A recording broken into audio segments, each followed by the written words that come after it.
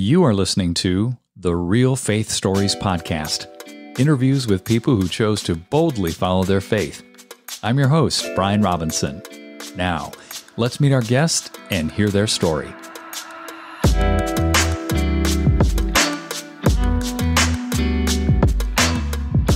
Sean Patterson, so good to have you on Real Faith Stories today. Welcome. Thank you. It's exciting, and I've been looking forward to this for a while. We were chatting about the question of how you came to faith.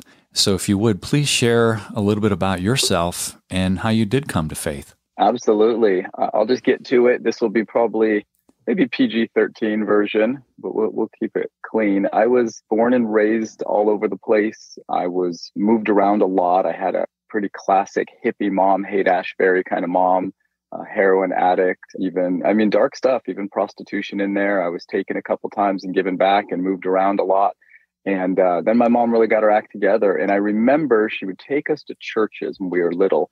And to be honest, probably 3/4 of it was just to get our needs met, right? People would take us and fill our pantries with food if we had a house, or they'd give us a room. There were times when family was kind of camping during the summer, but, wasn't really camping. And so I always knew church people were kind. And then I had some experiences where church people were crazy. Some Pentecostal churches that were wild and scary as a young kid. And then there was the times in Catholic church with my grandparents and my aunt and uncles. And by the time I was a teenager, all that was swirling around. And I thought, well, I know there's a God, but it is not the God of these wild places or boring places or hypocritical places or dangerous places. But I would pray, and I wouldn't really say I'd hear much back, but I had a very favored life. I would say up until I was 23, people would say I had the best luck. To the point of, I almost won the lottery once. I picked 4 of 6 numbers, won a couple $100 or maybe $100, but I was one number off each one of hitting $10 million. And that was kind of my life. Everything that could go right would, in spite of my bad choices, in spite of my upbringing. So I'm 23. I'm commuting from chiropractic school to Santa Rosa. I worked at Costco on the weekends. I'd worked there almost 10 years. And I remember I'm pulling up to the Richmond Bridge. I have my Alpine stereo bumping. The bass was high. The song was hot. We're talking, the Tupac years and NWA and just really hardcore rap I was into.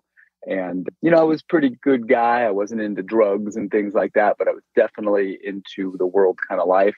And I'm driving on the Richmond Bridge, and as clear as day, everything just goes silent. And I just hear 3 words: go to church. And it was one of those strange, serene, kind of scary moments where, first of all, I said, did my stereo just cut out? And I start fumbling with it because it was gone. The music was gone. The stereo literally stopped and you heard "go to church." Yeah. And like I said, I'm not going to say the stereo actually stopped, but it stopped. There was no sound coming out of my car and everything was quiet. And I just heard in a male voice. And like I said, I don't know if somebody else in the car would have heard it, but I heard it like you were sitting next to me in the car or talking to me right now. Go to church. Wow. Just like that. Not yelling, calm, not elevated voice, just a nice go to church. And then it all kind of came back and I went, what the heck was that? And I might not have said it like that. I might have been a little bit more emotional about what I said. And I just continued on to work, Richmond Bridge, go through Marin County into Santa Rosa, boom, got to work. And I go into work and I'm a supervisor, a front end supervisor at Santa Rosa Costco, which was a great store. Everybody loves Costco. You could buy everything in bulk. Love Costco. Love it. Yeah, I love Costco. And these were the early years. This was the busiest store in the company other than Hawaii, because everything cost 20 times more in Hawaii as far as income. And it was my friend network. I had worked there for years, going through college, junior college, at Sonoma State University, and poked around in San Francisco a little bit, getting my units. And then I was in Hayward at chiropractic school. But most of my network was Santa Rosa. So I'm the guy in charge of the money. So meaning when every department like photo or tire or something needed cash change, they'd come to me and I'd, go between the vault and get the money. This guy comes walking up. I'm just signed in. I'm pinning my cute little Costco name tag that says Sean, serving you since 1992 on it or whenever it was. Mm-hmm. And a guy comes walking up and I recognize him. I go, oh, that is Jeff from 1 Hour Photo. And I don't know Jeff well, but he's always happy and smiling. And he walks right up to me, says, hey, I need some change. I say, great. How you doing, Jeff? He's like, I'm terrific. And he just says, what are you doing tonight? And I go, terrific. It's Saturday. I have no plans, no parties going on. This is great. I've never partied with Jeff. And that's exactly what I thought. And I said, nothing, Jeff. What's going on? He said, my church is having a kind of an outreach night. He didn't say outreach. I don't even know what he said. I was a little surreal at the time. The minute he said my church, he said, would you like to come? And he paused. And I said, yes. And that's how I kind of started reintegrating myself back into church. I met him there. And, that feeling of going to church the first time when you don't know anybody. And, yeah. And it's terribly awkward. And I'm not going to say the heavens opened. I went to church. He was there. The minute the service was over, I ran out the back. I said, that was horribly uncomfortable. Never doing that again. And, but then just that feeling, that conviction of, no, I think he should go. And so after a few weeks, Jeff wasn't there on Sundays. He was trying to be a firefighter, I believe. And I was just kind of going by myself, the same church. And I'd work the weekends and a lot of times party Saturday night. And I go to church on Sunday morning. And then one day the pastor did that whole with every head bowed and every eye shut. And of course, my personality, I'm looking around at this point. I'm like, okay, who are the suckers in the crowd? Who's going to raise their hand up for this? And your hand was raised as you looked around, right? Oh my gosh. Well, even worse. So I'm doing that. And all of a sudden I feel a burning in my ears, in my brain, in my heart. Like I'm sweating and I'm not a run hot kind of guy. And it dawned on me just like almost like the fool I was at the time in a lot of ways. Oh my gosh, it's me. I'm the guy that the Lord's talking to right now through this guy. And it was clear as day. And I slipped my hand up. I'll tell you, it's one of my most embarrassing moments because I would judge that kind of thing so bad. And, I still look around and chuckle like, okay, he's doing that trick again. Every eye, shut and every head bowed thing. And I raised my hand and received the Lord in a different way, in a very real personal way compared to my spirituality I had before that. So there we go. 23 years old. I'm a believer now. I'm a follower. What happened after that, Sean? Oh, things were terrible. Are you kidding me? I couldn't do anything where I looked at it from a different perspective saying, Sean, that's probably not what you ought to be doing if you're a believer now. And it wasn't in a guilty, shameful way. It was just in that's probably not working. Okay. So, all right, breaking up with the girlfriend. Oh, getting rid of some of that music, if not all of it. Oh, we can't have those magazines on the coffee table anymore. Okay. It just... And not in a legalistic way, although I did get caught up in being very, I would say, rule-based and legalistic soon after. But it was just an innocent, gosh, that doesn't work anymore. That doesn't work anymore. Well, what do I do? Who do I hang out with? So it was really hard. It was really hard at first. I didn't understand it the way I do now looking back. How would you counsel somebody looking back at that moment when, I need to get rid of this, but you don't want to be legalistic about it? What would you share with somebody?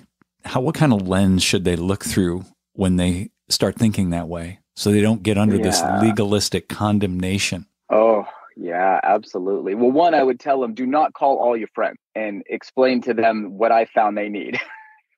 I would say, let's not send Bibles to all your friends. Oh my gosh. I'm like, all right, the guys get the blue ones and the girls get the pink ones. And that was not a good choice. So, I did that in all seriousness. I'm still repairing some of those relationships, but it was like I won't even say it. It was an alternative business model for church, let's just say, for getting people into the faith. But what I did, I'm a go-getter and I'm a good soldier.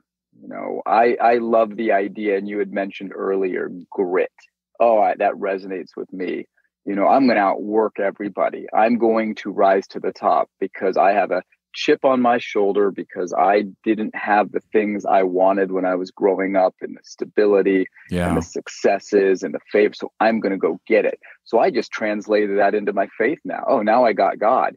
And these verses say you're a conqueror and you're put on the armor of God. And I was a soldier. But what I would tell myself now, if I wrote myself a letter and I was a first day believer, I'd say, Sean, there's this scripture in Jeremiah 6, I think it's 6:16, that says, stand at the crossroads, or stand at the ways. And I'm paraphrasing, but wait and look and search for the eternal way, or the ancient way, or the old way. And when you find it, then walk on it, and you'll find rest for your soul. And that connects into Matthew, where Jesus says, all you who are heavy burdened. And I stumbled upon that a few years ago, and I said, oh gosh, I wish I had this then, because I just went for it. And I didn't realize there was a crossroads of different opportunities and possibilities that the Lord would lay out for me. And he'd let me take whatever one I want. And he let me take the one I knew best, which was the one where I just make it happen and I perform and I'm self-sufficient. And I've since had to hike all the way back down that road to that crossroad. Probably took me 20 years. And now I'm standing there again going, okay, I'm not going back down that way. And I'm going to wait at this crossroad until I really have the clarity and the calmness and the peace of the Lord before I walk down another path. So that's what I would say. What brought you back 20 years to that crossroad? How was that journey? Oh, well, you know how that journey goes, right? It's called pain. It's just called pain. It's called, why isn't this working? Why can't I work my way out of this one, think my way out of this one, buy my way out of this? I mean, and it almost got to a point in my life where nothing worked the way it ought to. So I'll counsel patients on chronic pain. I'll counsel patients on adrenal hormone health and weight loss, on good sleep, on peace of mind, on exercise, on all these things, nutrition, even their spirituality. I think we all have a role sometimes of being a pastor to someone, not a vocational pastor. But and I found that being so successful with my patients. And it was the very things that were eluding me. And it got to a point where all of the categories, okay, I hurt, I'm not sleeping. No matter how clean I eat, my stomach seems to be agitated and hurting. I feel tense. I'm constantly battling the lustful desires of the world, like in every category. And I'm just chasing shiny things. And I said, oh my gosh, I need to stop down this road, because I don't have the energy I did in my 20s to be that good soldier running a marathon every day. I'm 47 now. I am starting to wear out. And so I decided, instead of medicating everything away or using addictions like a lot of the world gets caught up in, I saw that for what it was. I didn't want to go that way and buy more time doing it that way. So I decided to just say, yeah, I'm not doing it right. And I don't have the answer. So I'm going to hike back to the crossroads. So in this movement back to the crossroads, you've decided, I'm not going to medicate. I'm not going to do the things that are going to prolong this, that are going to allow me to continue buffering, right? What did you discover? Well, I discovered how much fear I have. That is something I always knew and hated about myself. I was a scared kid. And I feel like even at 47, with my physical strength and confidence and ability to almost crave awkward situations now, and walking in the dark and all the things like I proved to myself I conquered, I still was and am a lot of ways that scared little boy inside. And that fear was very humbling to accept this. I cannot conquer this. And only the Lord is going to help me with this one, because that fear drove me to be super controlling. My wife probably has no idea that I'm controlling, but I'm sure somebody out there does, right? My kids, my teenagers have no idea I'm controlling. But if you ask a neighbor or something, they might tell you. Right. If anybody knows you're controlling, it's your wife. We know that. Oh my goodness, yeah. And but it's easy to dismiss the ones you love because they just they don't know what they're talking about, or But I started to really realize, oh my gosh, and it's not like I'm a recovered control addict. I'm in recovery, right? To my daughter just recently, we talked about having this new little puppy, you're cleaning up accidents. Why'd you grab so many paper towels? You only need one. Like, well, who cares how many paper towels? And I could build the argument, well, the environment, and I do care about the environment. I do care about efficiency, and I do. But what is it in me that's so moved by taking 2 paper towels instead of one? What is it in me that cares so much? And so those kind of things, those little rocks in the shoe kind of feelings every day. That's really how I saw it. This resonates, I'm sure. It resonates with me because I've been a type A person. I'm gifted with that intensity. I put that in air quotes. And my kids see that in my life. And I'm grateful for the pain, as you stated, that has allowed those things to mellow, but it only has mellowed to the extent that I've discovered God wants to walk with me in that, and that I need to continually give that over to Him and be aware enough by His Spirit that I need to release this to Him. Because if you don't have the awareness, you're stuck. Absolutely. It's yours to carry if you don't have the awareness. He'll let you carry the backpack full of bricks, metaphorically speaking. Totally. So I would suspect that part of your journey has just been the increasing awareness, God shining the light on these things, and you being open enough to receive that counsel from Him that, hey, these are contributing to, these are factors that increase this control. Fair enough? Fair enough. Absolutely. Yeah. So as a fellow controller, tell me what you've discovered in your quest to not control. Yeah. Well, what I discovered is sometimes my first, and it's more discovering, but one thing I've really noticed, and you asked me earlier, and that I really appreciate now it coming full circle. You said, well, what happened after you found the Lord, or the Lord found you and you became a believer or walking in the way? And I said, well, things really, I'm paraphrasing now, things really sucked. That's what happened for quite a while.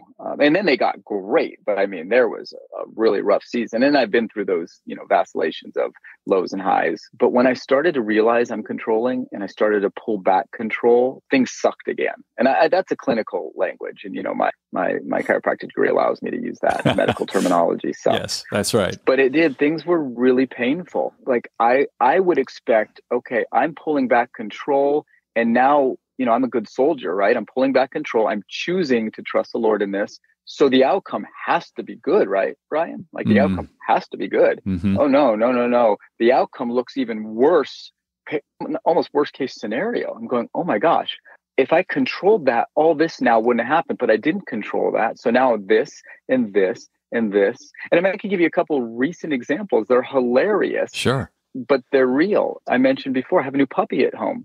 And this was one of the first times in 20 years I said, Renee, that's my wife. I said, I'm not really supporting this, but I'm not saying no. And she knows me. If I say no, she's gonna honor that. If one of us says a hard no, it's a no. Even if one of us is a hard yes. It's just the way we've done life. And we're really kind of, I don't like to use F words, but we're fair when it comes to decision making. We really do care about what each other think. We're not the kind of marriage that says, well, I'm going to do what I want and you do what you want. And that doesn't seem to work. Right. I said, so this is new territory for me to say, well, I'm not saying yes to people please you, but I'm not saying no to be controlling.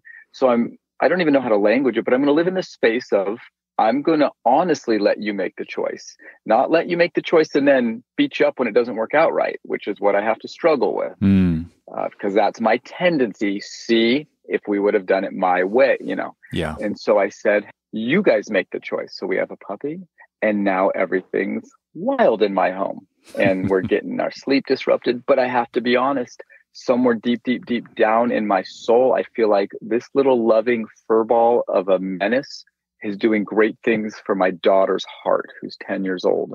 And she's getting the experience now of getting up at night with the baby. And I just know she's going to look back and say, oh, my dad let me have that experience. And I know that will lead to something that I don't understand right now. But I just, you ever have that feeling? You just know there's something more than just a choice. But it got hard.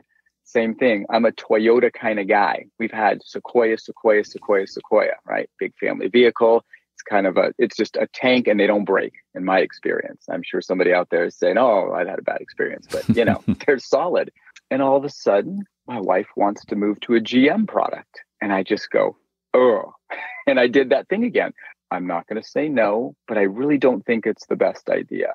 And sure enough, within the first month of having the vehicle, I think we had the vehicle for a week because it was at the dealership 3 of the 4 weeks and getting repaired. Wow. Something that would, and here's my mind, right? Here's my controlling right answer guy. See, a Toyota never would have done that. I told you I shouldn't. And then, then I self-loathe for not saying no to it. But somewhere deep inside, I go, gosh, I think was the right thing to do. I just don't understand it yet.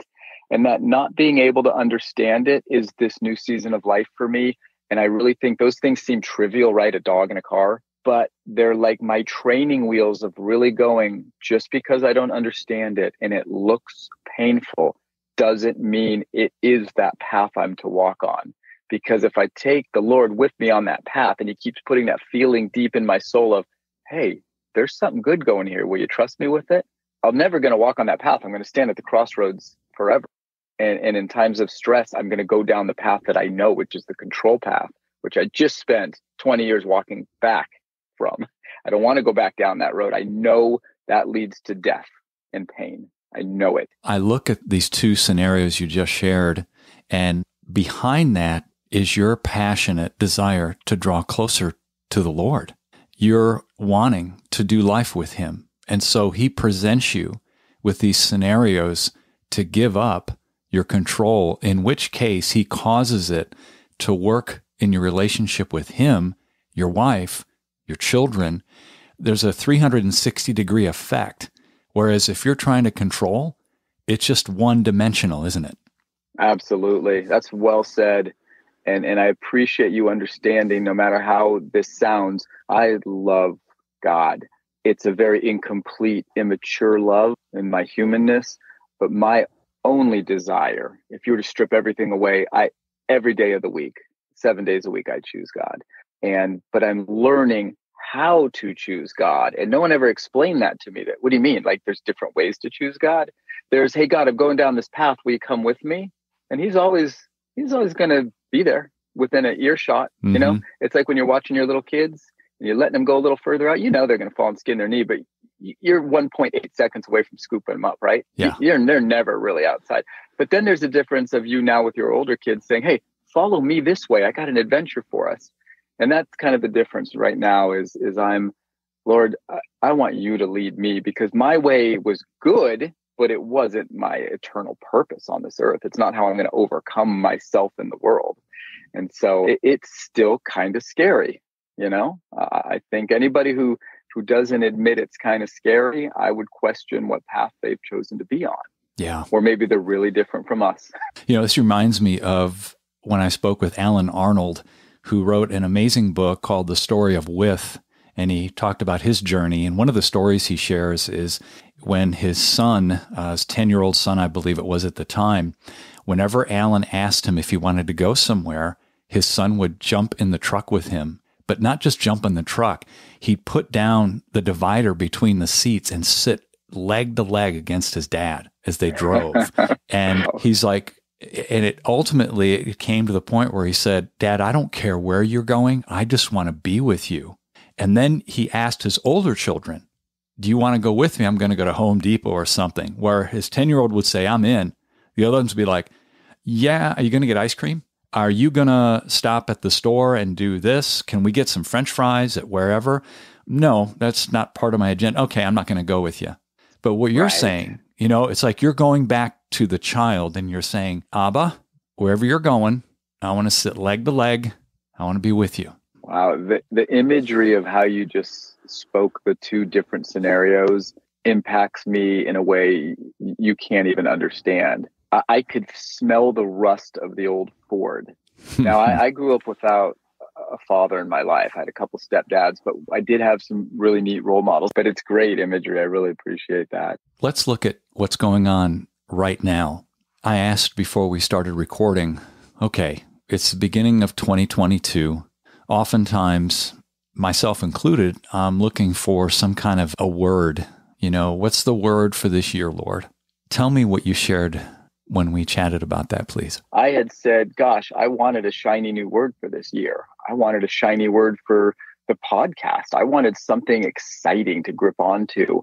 And I felt like the Lord was just saying, you know, just go back to your testimony of what you have.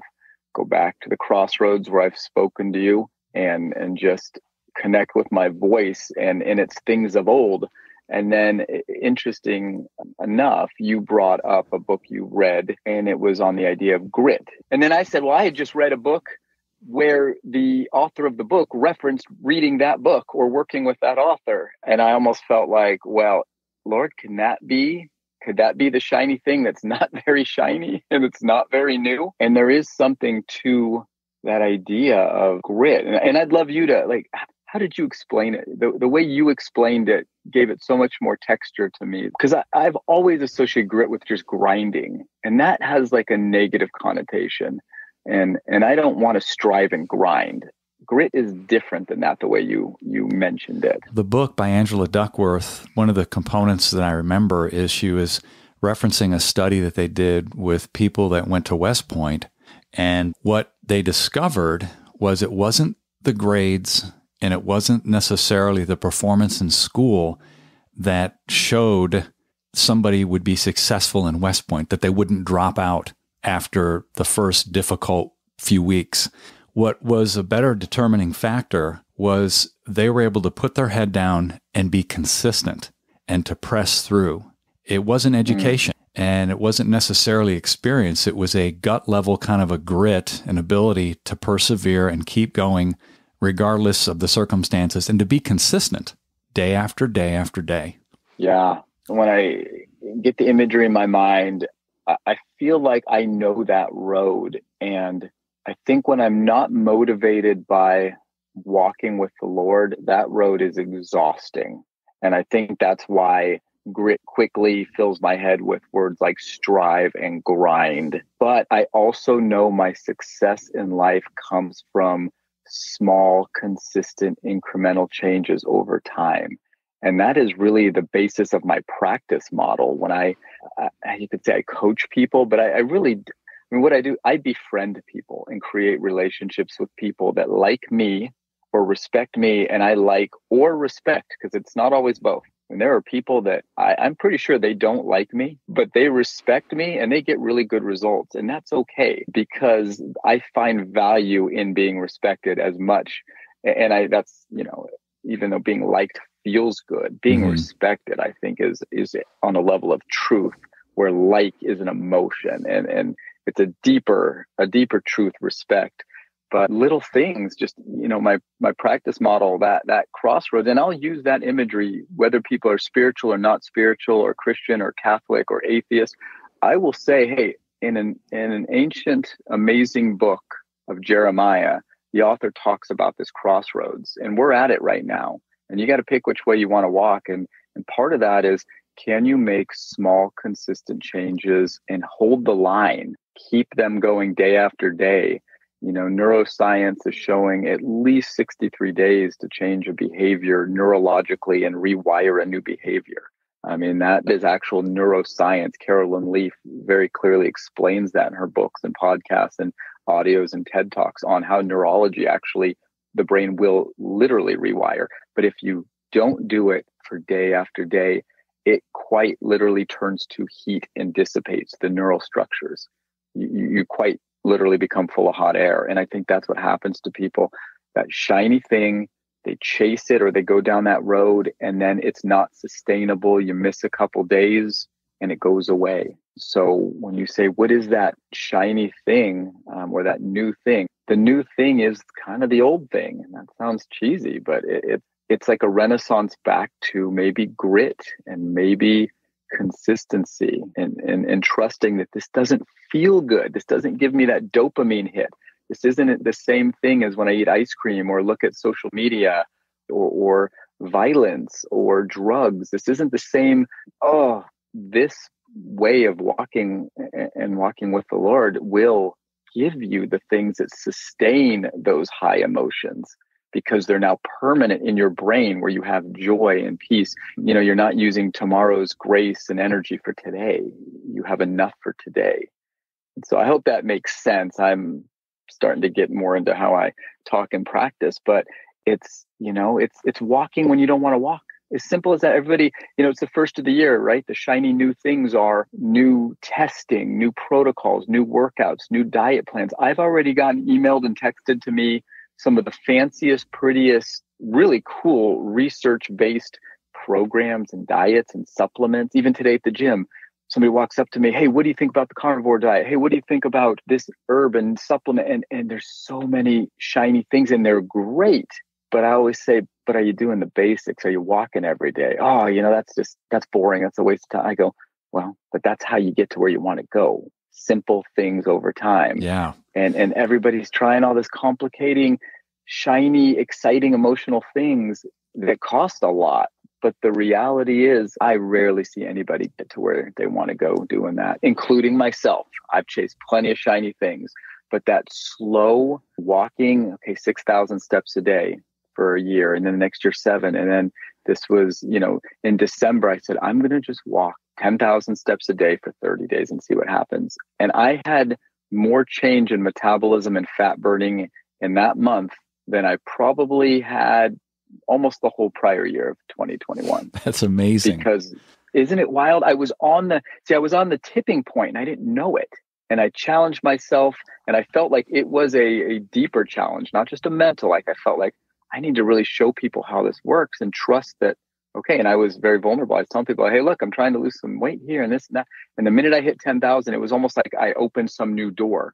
And I was already at 9,200 on average. 800 steps, you're going to tell me did something? Did. And that kind of comes back to that grit. I just did it even though it seemed trivial. And I was doubting, even with my physiological knowledge of how the body works, I was doubting it was going to do anything. But it really did something. This reminds me of a story that I share in my book, The Selling Formula. I knew a lady that I would see every year at a golf outing that we sponsored. And every year she showed up with a new pair of clubs, new clothing, new shoes. And she laughed at me one day and she said, no matter what I do, I can't buy my game. That's awesome. Right? And that's what you're talking about. You've got to put in the practice. I totally get that. I bet a lot of people get that too.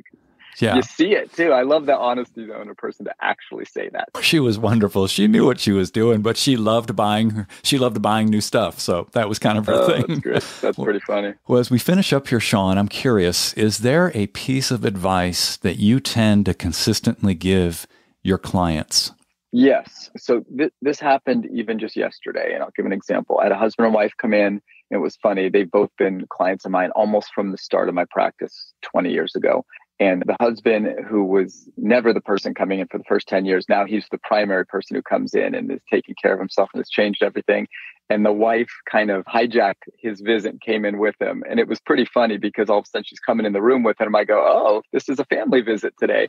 And we start talking and she's just overwhelmed by it all. She's overwhelmed, all the things she's hearing. Should I drink wine? Should I not? Should I get a shot or not? Should I take this or not? Should I exercise like that? And I just thought to myself, she knows everything. We've been at this for 20 years and with great success. And I mean, this is a woman who almost struggled with, mental illness at some time in her family and has had extreme loss. And she's doing terrific.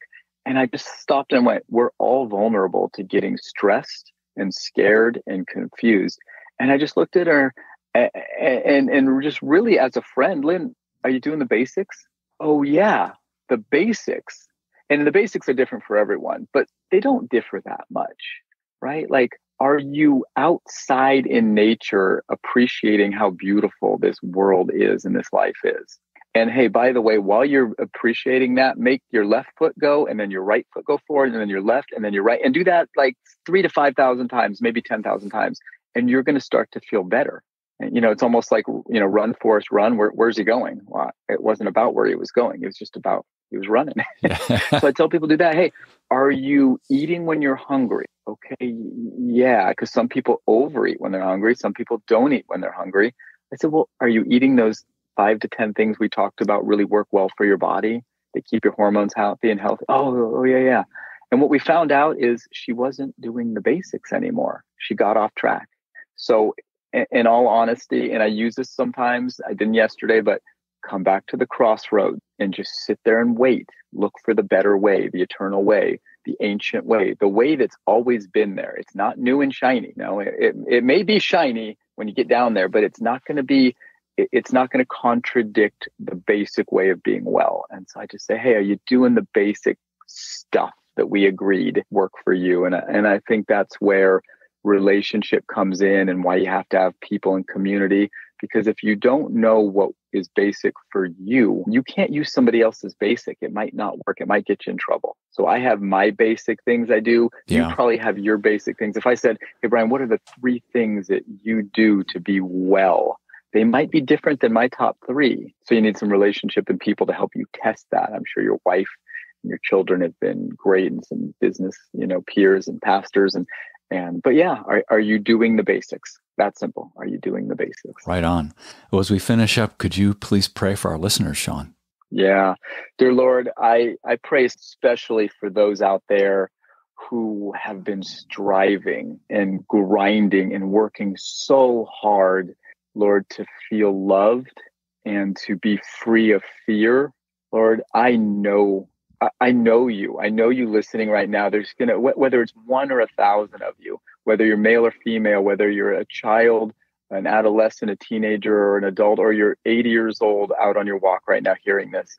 I know that you connect to this, that striving, that, Lord, I have been a good soldier, and yet I have pain. I have mental pain, emotional pain, physical pain. I don't love who I see in the mirror when I look at it every morning. I don't love who I feel you've led me to be. Lord, I just ask that you break off any enemy influence on that life. You open up that heart and you let them know that fear cannot grab you and control you anymore. There is a better way. Lord, I just pray that we all collectively come back to the crossroads and we just wait and we rest and we take a breath and we look for the eternal way, Lord. And when we see your eternal way, your ancient path, Lord, we walk on it with you and we get that childlike freedom and peace where we're skipping and running and playing pain-free. Lord, I thank you so much for reaching into the hearts of us type A, fearful, controlling, it's all got to be right, grinding kind of psychological people we are here on earth, Lord, that you love us in spite of ourselves. And I just thank you for that, because that really moves the world forward in so many ways. It just needs to be reconciled and corrected sometimes and brought back to kind of balance and peace. So thank you, Lord, for loving us and for guiding us through this crazy, awesome journey of life. Amen. Amen. Thank you, Sean. How can people find out more about you and your practice? drpatterson.com is my website. It's a very rudimentary website, drpatterson.com, no period, just drpatterson, patterson.com. And there's probably an opt-in and a phone number on there if my site's up and running, which it was last time I looked. And a lot of my stuff's been pulled off YouTube, so you might find a few things there, but it's interesting times we're living in. Yes, sir. But yeah, and if there's a will, there's a way. It's funny how we find each other. Thanks again, Sean. Loved hearing your story. My pleasure. I appreciate you having me. Hey, everyone. Thanks for listening. Please make sure you subscribe to the show and share this with someone you believe would be encouraged and motivated by these stories. Until next time, I'm Brian Robinson, reminding you that the greatest decision you could ever make is to ask Jesus Christ to become the Lord of your life. If you haven't done that, read Romans chapter 10, verses 9 through 11. Thanks again for listening.